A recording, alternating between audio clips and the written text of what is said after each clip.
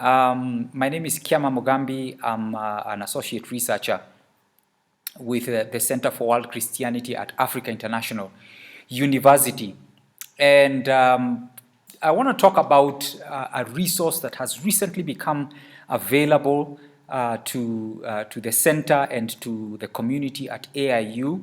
And this is the Church Missionary Society archives.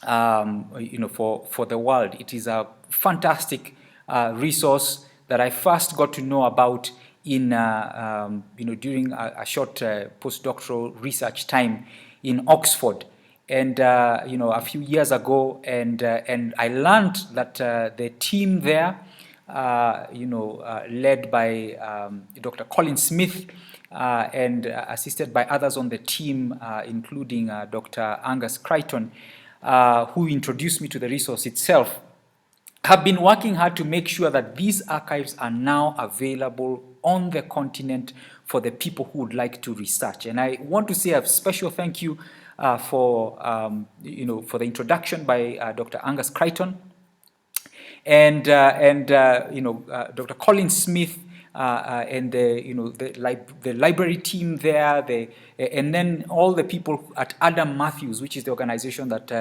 then has digitized or made these materials available digitally. And so it is now possible for us here at really no cost to us for this research to be for this material, for these archives to be available for us to research over here. What a gift. And I'd like to really, again, just thank Colin Smith, Dr. Colin Smith, Dr. Crichton, and everyone else. Thank you for that. Church Mission Society, thank you. Thank you for that. So this material is available here at Africa International University, and for you to access it, you need to come and join the library and be able to have that digital access. You need to be physically here to be able to access that resource. And I want to take you quickly through it. It's a vast resource, and especially for PhD students, for people researching Christianity actually around the world. And studying the work of Anglican missions, and even other things as well. They would really benefit from this particular resource. So the resource is available through the library portal at AIU, and so one would need to come onto the site, and I want to do a small demonstration over here, so it's not really a journal, but it is in the journal, the online journals access, and it's at the bottom here, Church Missionary Society Archive. And so when you click on that, it takes you to the to the window that now tells you about the archive, and I just read here. The module is a rich repository of source materials on the work of this globally influential organization, started in 1799 as an Anglican evangelical movement and is still active today. What does it have? It has central records of the CMS, papers of key individuals associated with it, records of the naval mission, first recorded Anglican and Protestant mission in Japan, archive of the Society for Promoting Female Education in China, India, and the East. And I'll say, having looked at these archives for my own research, and found them very useful. There was also work of promoting female education in East Africa as well. It wasn't a specific thing, but again, you just read the archive and you find all that information. Records of the Church of England, Zenana Missionary Society. And then you have a collection where you can view all the documents. You have East Asia missions, missions to women, Central Records, Africa missions. That for me is where I would want to go. There's missions to the Americas, missions to India. Rich material there. Home papers, Middle East missions, and let's just go to the Africa missions there. So this archive, and what's beautiful about this is that this archive is searchable. This archive is searchable. So let us say, for example, I'm going to bring up, let me say two names. Let's try this. East Africa Revival personality, William Nagenda. Let's try Nagenda. I know I put Zimbabwe there. Let's try and see Nagenda. This is a major personality in the East Africa Revival, Ugandan. Let's see what that brings out. So search the content, and it looks within that the module that you selected, in this case Africa Missions module. So when you look at it, then you're going to see East Africa. There's a conference, 1955, all of these, and it returns 29 articles. There is Rwanda mission. Let's see if we can find the earliest, some of the earliest ones that are related to the East Africa Revival. Let's see, couple of these, 1935. There are Rwanda Council minutes, correspondence and minutes. There's a Rwanda mission, there's a Uganda mission, subfile 7 and 8. Let's try Rwanda mission. And see what full text result, showing full text result for Nagenda, 3 hits in total. So it's still searching. This obviously is a function of the speed of the internet. This whole archive is made available through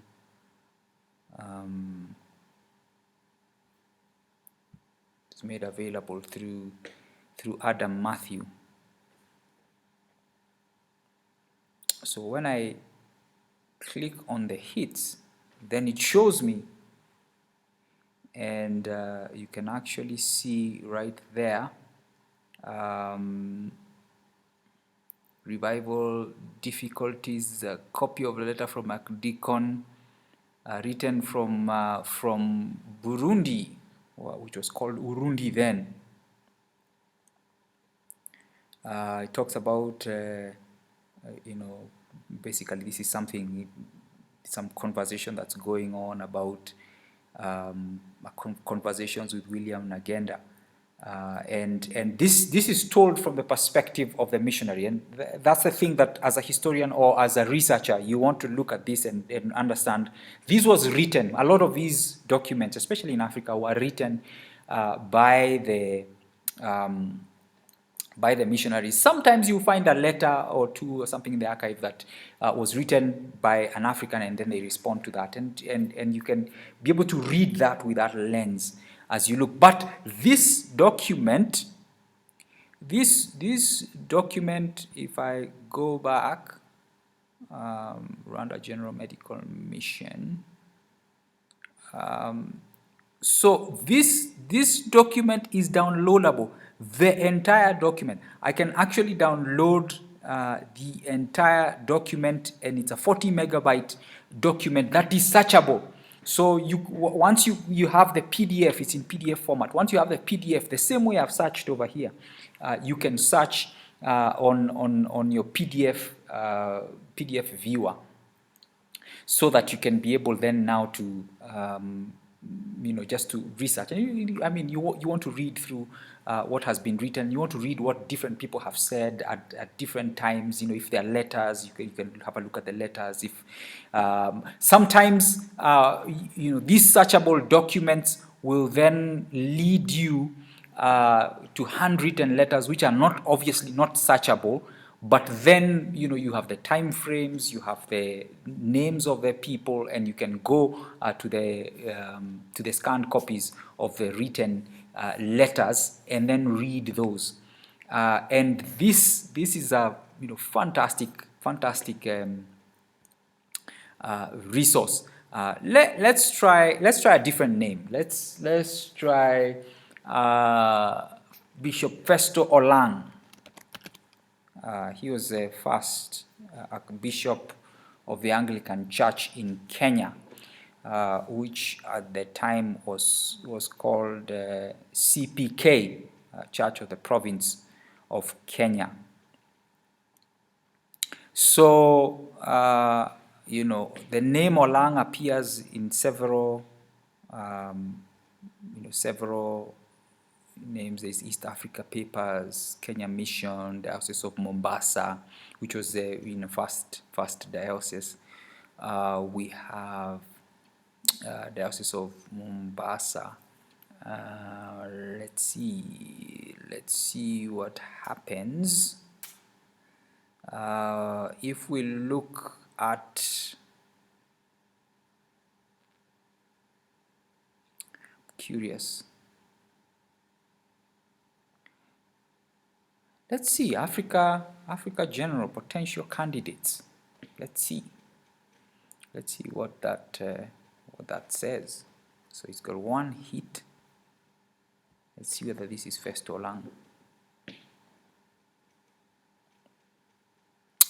A note to people who like knowledge and who are fascinated by different leads is that when you have a resource like this one, man, you can get so distracted. You can come in wanting to look at one thing, but because it's all available, it's all there.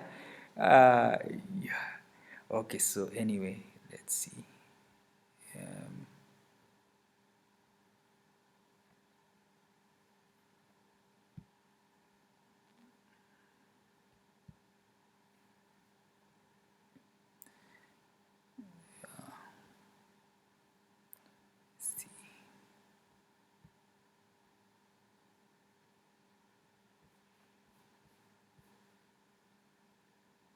Okay, so this is a letter, and it talks about something. I think they're looking at trying to understand who this Festo Olang is, and they're doing some research. And eventually we know that this is 1949. Festo Olang became the Archbishop of Church of the Province of Kenya, now known as the Anglican Church of Kenya, in 1970. So that would be 21 years later. They were already thinking about African leaders at that time. But it's not everybody who was looking. So there are some people who thought that Kenyans could lead, and others who didn't think that at all. So it's a resource. It's a fantastic resource. Again, thank you to CMS, thank you to Adam Matthews, and all the people who made this possible.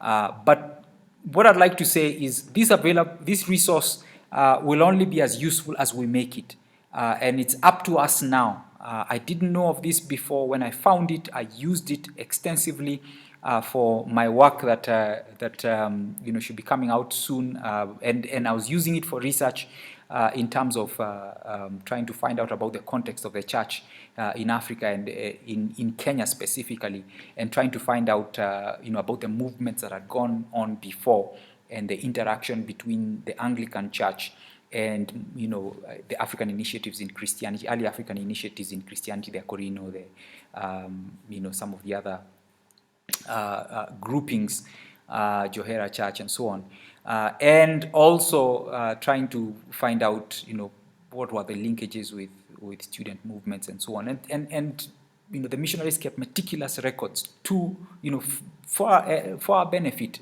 for which we are grateful to God for.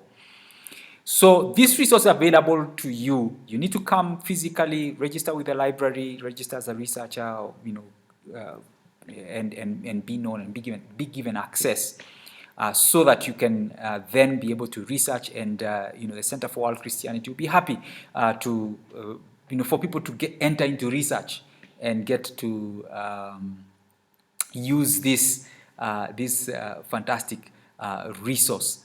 And again, the resource is only as good as we find use for it. And so if you are a researcher of Christianity in Africa and in Kenya, and you're physically in Kenya, or you have a research team, or part of your research team that is available in Kenya, then we can make use of this and be able to tell our story. And again, we research. This is in the eyes of someone else.